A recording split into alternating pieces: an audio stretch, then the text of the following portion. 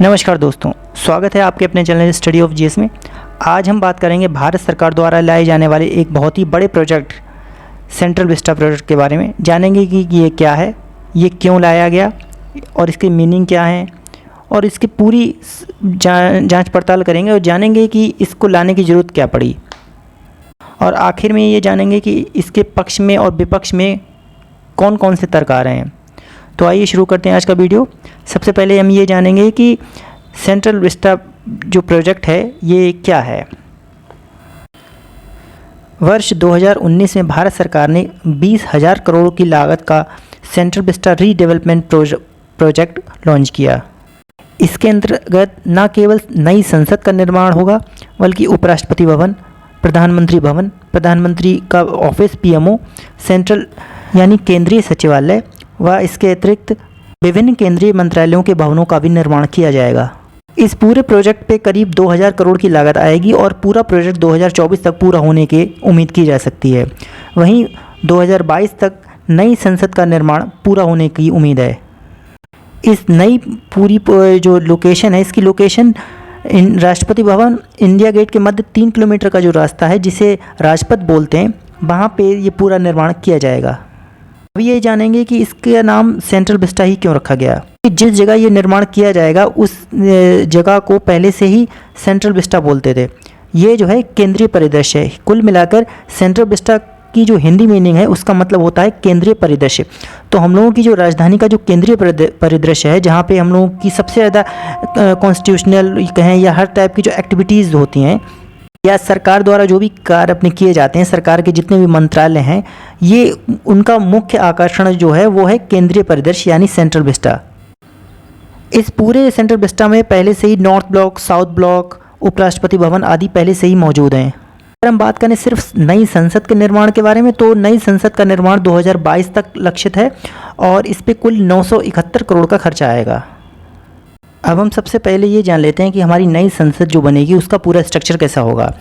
ये 3 मंजिला होगा और इसका कुल एरिया 64,500 स्क्वायर मीटर का होगा और ये ट्रायंगल शेप में होगी। और इसके इंटीरियर में हमारे विभिन्न नेशनल सिंबल्स को यूज़ किया जाएगा। जैसे लोकसभा में हमें हमारे राष्ट्रीय पक्षी मोर के बारे में उसके पंखों की आकृतियों को उकेरा जाएगा। वहीं राज्यसभा में लोटस यानी कमल के फूल की आकृति को उकेरा जाएगा और सेंट्रल लॉन्ज में बरगद के पेड़ की आकृतियों को इंटीरियर के तौर पर यूज़ किया जाएगा। जहाँ तक इसकी कैपेसिटी की बात है तो इसकी कुल क्षमता 1224 से लेकर 1272 एमपीज़ के बैठने के लिए होगी, जो जॉइंट सेटिंग की हम बात कर रहे हैं। अगर खाली लोकसभा की बात की जाए तो लोकसभा के कुल एमपी 888 बैठ जाएंगे, जो पहले क्षमता 545 थी। वहीं राज्यसभा में 384 मेंबर बैठ जाएंगे, जो पहले 245 थी। इसके अलावा प्रत्येक एमपी के लिए एक आधुनिक डिजिटल और पेपरलेस सुविधाओं से लैस एक सिक्योरिटी प्रूफ ऑफिस भी होगा। अपनी वर्तमान संसद के बारे में बात कर लेते हैं कि ये कब और कैसे बनी थी। वर्ष 1911 में 12 दिसंबर को जब हमारे देश की राजधानी कलकत्ता से दिल्ली शिफ्ट की गई, तब अंग्रेज़ों ने यह महसूस किया कि सारे प्रशासनिक कार्य दिल्ली में ही होने चाहिए। तब उस समय ब्रिटेन के राजा किंग जॉर्ज फिफ्थ ने लुटियंस व हेवर्ड वेकर की मदद से नई दिल्ली के निर्माण के लिए योजना बनाई और 19 दिसंबर 1921 में भारत की संसद की नींव रखी। 18 जनवरी 1927 तक पूरा कर लिया गया और उस समय इसकी कुल लागत 83 लाख रुपए आई थी, जो वर्तमान में करीब 800 करोड़ रुपए आंकी जाएगी। इन पूरी योजनाओं का कुल अर्थ ये था कि उस समय के जो प्रशासनिक अधिकारी थे उनके लिए भवन बनाना था, उनके ऑफिस के साथ साथ उनके रहने के लिए भी भवन का निर्माण करना था। तो सारे भवनों का निर्माण इस हिसाब से ही किया गया था, जो उस हिसाब से जो स्पेस था उसके हिसाब से सही था। परंतु वर्तमान परिदृश्य में जो ये बिल्डिंगें बनी हैं ये ज़्यादा सटीक या ये हम कह सकते हैं कंफर्टेबल नहीं है। इसी तर्क के आधार पर सेंट्रल विस्टा प्रोजेक्ट की नींव रखी गई। में जो संसद का निर्माण था वह इन दोनों के द्वारा किया गया। वहीं अकेले लुटेंस के द्वारा राष्ट्रपति भवन का निर्माण हुआ, जो उस समय वायसराय का भवन कहलाता था, और सचिवालय और साउथ और नॉर्थ ब्लॉक का जो निर्माण है वो हेवर्ड केयर द्वारा किया गया। जहां ये संसद सामने से देखने से मात्र गोलाकार आकृति में ही नजर आती है, वहीं ऊपर से देखने से हमें इसकी एक विशिष्ट आकृति का दर्शन होता है। इसमें 3 भवन बनाए गए हैं जो 120 डिग्री के अंतरालों पे गोल आकृति में अलग अलग एंगलों पे बनाए गए हैं और बीच में सेंट्रल हॉल बनाया गया है। जो 3 भवन है उसमें लोकसभा, राज्यसभा और लाइब्रेरी है और बीचों बीच में सेंट्रल हॉल है। अब हम ये जानेंगे कि इस नई संसद की क्या ज़रूरत पड़ी, क्यों ये बनाई जाएगी। तो मौजूदा 550 जो एमपीज़ हैं, करीब इतने की बैठने की जगह है इसमें। अब हम ये जानेंगे कि नई संसद के निर्माण की ज़रूरत क्यों पड़ी। वर्तमान में हमारे पास जो संसद है उसमें करीब 550 लोगों की बैठने की सुविधा है और इसके अलावा हमारे संविधान द्वारा वर्तमान में 555 एमपीज़ इलेक्ट होने का भी प्रोविज़न है। क्योंकि जनसंख्या घनत्व के अनुसार इसकी संख्या बदलने का प्रावधान हमारे संविधान में बताया गया है, जो केंद्र के तहत आर्टिकल 82 में और राज्यों को ये पावर 170 आर्टिकल में दे रखी है, जिसमें कहा है कि हर 10 साल बाद जनसंख्या का जो गिनती होगी उस जनसंख्या की गणना के आधार पर ही कॉन्स्टिट्यूंसी जो हमारी सीटों का एलोकेशन किया जाएगा। तो संविधान जब बना था तो उसके बाद 1952 में, 1962 में, 1972 में 10-10 साल के अंतराल पर ये प्रक्रिया उसी संविधान के अनुरूप चलती रही और एलोकेशन होता रहा। लेकिन सन 1976 में इसको फ्रीज़ कर दिया गया, कहने का मतलब इसको रोक दिया गया, क्योंकि ये बहुत तेज़ी से जनसंख्या बढ़ रही थी और फिर इसे 2002 तक के लिए फ्रीज़ कर दिया गया, यानी उस समय 25 साल के लिए इसे रोक दिया गया। वर्ष 2002 आने से पूर्व ही सरकार ने 2001 में ही एक अमेंडमेंट किया जो 84वां अमेंडमेंट था। इसमें ये प्रोविज़न किया गया है कि ये जो फ्रीज़ यानी जो रोकने रखने की जो अमेंडमेंट था पहले, इसको कंटिन्यू कर दिया जाएगा 2026 तक। 2001 के 84वें संविधान संशोधन में इस बात को आगे तक के लिए टाल दिया गया कि जो सीटों का पुनर्निर्धारीकरण होना है ये 2026 तक नहीं किया जाएगा और राज्य में विधानसभा की सीटों का, वहीं केंद्र में एमपीज़ यानी लोकसभा की सीटों का, राज्यसभा की सीटों का सीमांकन की जो व्यवस्था है वो जनगणना 1971 के अनुरूप ही चलती रहेगी।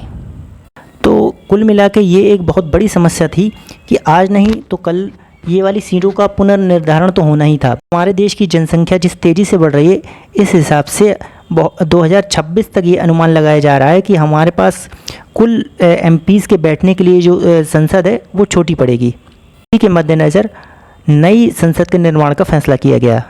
एक अनुमान के मुताबिक 2026 तक भारत में 848 एमपीज़ की व्यवस्था करनी होती। इतने बड़े प्रोजेक्ट को करना एक बहुत ही बड़ी बात थी, इसलिए इस जो बात को हमेशा जान लेते हैं कि सेंट्रल विस्टा प्रोग्राम से संबंधित कौन कौन सी आलोचनाएं हुई और इसके पक्ष में कौन कौन से तर्क हैं। सबसे पहले हम इसकी आलोचनाओं के बारे में देखेंगे। मुख्य बात ये सामने आ रही है कि अगर डीलिमिटेशन 2026 में इसके तहत अगर ये लागू भी कर दिया जाए तो जो नई सीटों का जो एलोकेशन होगा उसमें जहाँ की जनसंख्या कम है वहाँ के लोग तो पिछड़ जाएंगे और जहाँ की जनसंख्या ज़्यादा है वहाँ को ज़्यादा रिप्रेजेंटेशन मिल जाएगा। इसको हम आपको बड़ी एक सरल लैंग्वेज में समझाने की कोशिश करेंगे। जैसे मान लें कि एक कोई पिता है, उसके 4 लड़के हैं और उन 4 लड़कों के क्रमशः एक के 4 लड़के हैं, एक के 3 हैं, एक के 2 हैं और एक का एक भी नहीं है। अब जो सबसे बड़ा मुखिया है, जो दादा हुआ, वो ये कह दे कि कम से कम एक परिवार से जो लड़कों के परिवार हैं इनमें से 50% लोगों का ही एलोकेशन यहाँ किया जाएगा, उनको ही संपत्ति का हिस्सा मिलेगा। तो ऐसी कंडीशन में जिसके 4 बच्चे थे, जिस लड़के के 4 बच्चे थे उसके तो 2 बच्चे आ जाएंगे और जिसके 2 लड़के थे उसका एक ही आएगा और एक है जिसने जनसंख्या कंट्रोल करने के लिए एक ही बच्चा किया तो उसका 50% क्या हुआ, आधा। कहने का मतलब उसे आधी संपत्ति ही मिलेगी। तो कहने का मतलब ये हुआ उसका जो रिप्रेजेंटेशन है वो कम हो जाएगा। ठीक यही स्थिति यहाँ भी आएगी। जिन राज्यों ने पॉपुलेशन कंट्रोल को ध्यान में रखते हुए जनसंख्या को कंट्रोल किया है वहाँ तो उन लोगों का रिप्रेजेंटेशन कम हो जाएगा और जहाँ जनसंख्या ज़्यादा है जैसे यूपी, बिहार, महाराष्ट्र, बंगाल, यहाँ पे जो सीटों की एलोकेशन है बहुत तेज़ी से बढ़ेगा और ऐसी स्थिति में संसद में रिप्रेजेंटेशन यानी उनका प्रतिनिधित्व भी ज़्यादा बढ़ेगा, और जो लोग जनसंख्या की नीति का पालन करेंगे वो पिछड़ जाएंगे। तो ये एक बहुत बड़ी आलोचना हो रही है। अगर ये डीलिमिटेशन वाली प्रोसीजर लागू भी कर दिया जाए तो इससे रिप्रेजेंटेशन में काफ़ी कमी देखने को मिलेगी। और जैसा कि हम जानते हैं कि डीलिमिटेशन में पॉपुलेशन यानी जनसंख्या के आधार पर ही इस क्षेत्रों का निर्धारण किया जाता है। अब जहाँ की जनसंख्या ज़्यादा होगी वहाँ का रिप्रेजेंटेशन प्रतिनिधित्व ज़्यादा होगा, और जहाँ की जनसंख्या कम होगी वहाँ का प्रतिनिधित्व कम होगा। तो इससे ये इस नीति को आलोचना होती है कि वन वोट वन वैल्यू के हिसाब से अब हम नहीं चल पाएंगे। दूसरी आलोचना इसकी ये होती है कि ज़्यादा एमपीज़ जब केंद्र में आ जाएंगे, वहीं राज्यों की विधानसभा में भी आ जाएंगे, तो इससे बहुत तेज़ी से खर्चा बढ़ेगा। क्योंकि हम सभी जानते हैं हमारे जो एमपीज़ लैंड जो लोगों को पैसा मिलता है, केंद्र में भी एमपीज़ को मिलता है, राज्य में भी एमएलएज़ को भी मिलता है, तो ये पैसा और ज़्यादा एलोकेट करना पड़ेगा, जिससे हम पे और ज़्यादा आर्थिक बोझ भी पड़ेगा। इसके अलावा हमारे एमपीज़ और एमएलए को जो सुविधाएं मिलती हैं उन सबको जोड़ लिया जाए, और इनके लिए नए ऑफिसों का निर्माण भी किया जाएगा, क्योंकि जितने ज़्यादा एमपीज़ एमएलए होंगे उतने ही ज़्यादा हमें ऑफिसों और उतने ही ज़्यादा भवनों का आवश्यकता होगी। तो कुल मिला के हमारे कहने का अर्थ ये हुआ कि जब ज़्यादा नंबर ऑफ़ पर्सन्स बढ़ेंगे तो उनका खर्चा भी और ज़्यादा से बढ़ेगा, और ये खर्चा अरबों में जाएगा। एक दो तर्क और हैं जो थोड़े इम्पॉर्टेंट हैं।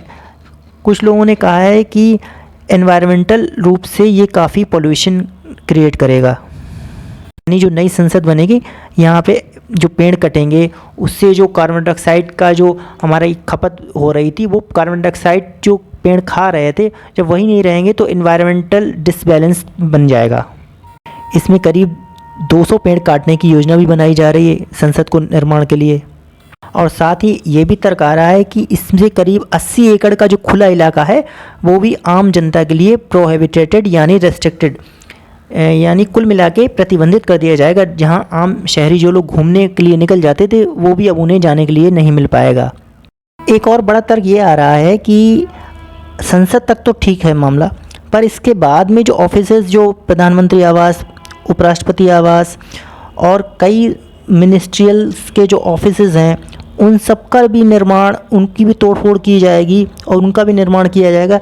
ये बेजा खर्ची में आएगा।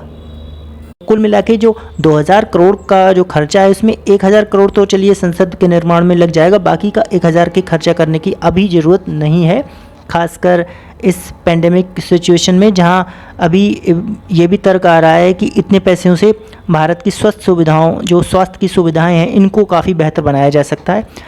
भारत अभी इस स्थिति में नहीं है कि वो इतना बड़ा खर्चा अफोर्ड कर पाए, और साथ ही साथ इस खर्चे से हमें कोई भी अतिरिक्त लाभ नहीं मिलना है। कंडीशन में इस पूरे प्रोजेक्ट को कम से कम कुछ सालों के लिए पोस्टपोन कर देना चाहिए। एक तर्क और सामने आ रहा है, लोग कह रहे हैं कि जो संसद है वो अर्थक्वेक से प्रूफ नहीं है, इसलिए हम लोगों को ऐसी बनानी चाहिए जो अर्थक्वेक से प्रूफ हो, ऐसी बिल्डिंग होनी चाहिए। इसके अलावा ये भी कहा गया है कि जो भी कुल जो ऑफिसेज बने हैं वो आपस में कंफर्टेबल कंडीशन में नहीं है, कोई कहीं पे जो इंफ्रास्ट्रक्चर उसका पुराना हो चुका है, सारे इंफ्रास्ट्रक्चर उसके पुराने हैं, और जो उसकी सिक्योरिटी है ऐसे सिक्योरिटी भी सही से नहीं हो पाती है। एक ऑफिस यहाँ बना है, एक ऑफिस वहाँ बना है, सभी ऑफिसों को एक साथ एक छत के नीचे लाना चाहिए, जिससे काफ़ी बेहतर सुविधाएं हो सकें और कम टाइम में ज़्यादा सुविधाएं और ज़्यादा सिक्योरिटी प्रोवाइड की जा सके। अब हम जानेंगे कि सरकार ने इसके पक्ष में क्या क्या अपनी बातें बताई हैं, क्योंकि इस मामले में कई याचिकाएं माननीय सुप्रीम कोर्ट के समक्ष आ चुकी हैं इनके निर्माण को लेकर। इसलिए सरकार ने ये कह दिया है कि जब तक इन सारी याचिकाओं को पूरी तरीके से खारिज या पूरी तरीके से इन पर कोई फाइनल डिसीजन नहीं आ जाएगा, तब तक सेंट्रल विस्टा प्रोग्राम को जारी नहीं किया जाएगा या इसका निर्माण कार्य शुरू नहीं किया जाएगा। वो बात अलग है कि माननीय सुप्रीम कोर्ट ने भारतीय प्रधानमंत्री को इसकी नींव रखने की इजाज़त दे दी। 10 दिसंबर 2020 को प्रधानमंत्री नरेंद्र मोदी द्वारा सेंट्रल विस्टा प्रोग्राम की नींव रखी गई, और साथ में सरकार ने ये भी कहा है कि इस दौरान कोई भी तुड़ाई वगैरह जो कहा जा रहा है, करीब 12 जो महत्वपूर्ण इमारतें हम लोगों की हैं वर्तमान में, इनको तोड़कर नई इमारतों में तब्दील किया जाएगा। वहाँ पे जो 2 इमारतें इनको तोड़ा नहीं जाएगा, उनमें म्यूज़ियम बना दिया जाएगा। वो इमारतें हमारी नॉर्थ और साउथ ब्लॉक। इसमें जो नॉर्थ ब्लॉक है वो हमारा बजट से संबंधी कार्यभार देखता है, और जो साउथ ब्लॉक है ये हमारा रक्षा संबंधी विभाग है आता है इसमें। तो इन दोनों को तोड़कर नहीं, इसमें जो है म्यूज़ियम बना दिया जाएगा। आपकी इस पूरे परिदृश्य पे क्या राय है, आप अपनी बात कमेंट बॉक्स के माध्यम से हमें भेज सकते हैं। आज के वीडियो में बस इतना ही। जय हिंद।